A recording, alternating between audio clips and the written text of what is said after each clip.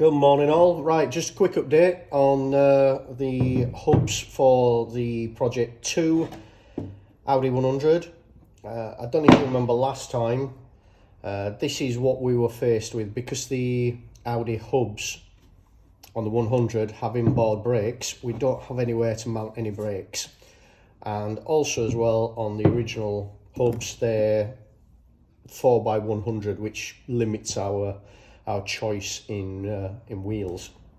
Now, because we're going for the 1.8 20 valve turbo engine at the Passat, we want to use most of the running gear. This obviously is causing us a big problem, so there's nowhere to mount a disc, and that is the bearing for the Passat, and as you can see, it's massive. It doesn't even fit in. So what we've done, obviously what we want is that to go on there, and then the end of our drive shaft would go in there. But as you can see, again, nowhere near, don't even reach, and it won't go in the back because that's obviously too small. Once we get all that on, we still have got the problem with the disc, because the disc, as you can see, is touching the hub. Okay, so we took it up to see our mate Dave, our engineering friend, and the best TV programs. Here's one we created earlier.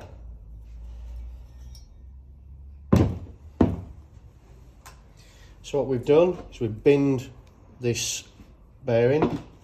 We've got another bearing which fits the hub of the, sorry, I should say the stub axle of the Passat. Now, to make it fit, that's normally what it looks like. What Dave's done, as you can see there, is taken some meat off of it, milled it down, still as strong, so we can get into that one.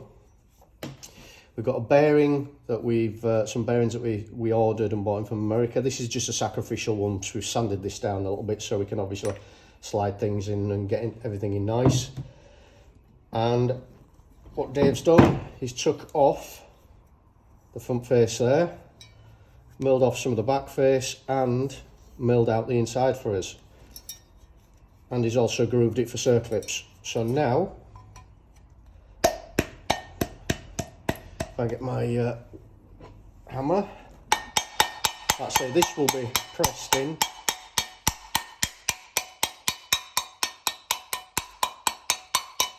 That goes in there, got our circlip that goes in, holds that nice and neat. Our new, wrong one, our new machine stub axle, that fits in lovely. And the back of the drive shaft fits in as well. All meets up nice now. That's absolutely beautiful. So all we've got to do now is obviously buy some more bearings, and then we now are faced with it. We can get this on the car. Once we've got it on the car, then we can mount our disc up to it. That's a problem that we've got at the moment, because we're still faced with the disc touching the hub. We don't want to put a spacer on, obviously, because it'll throw out the wheel, and we don't really want to do that.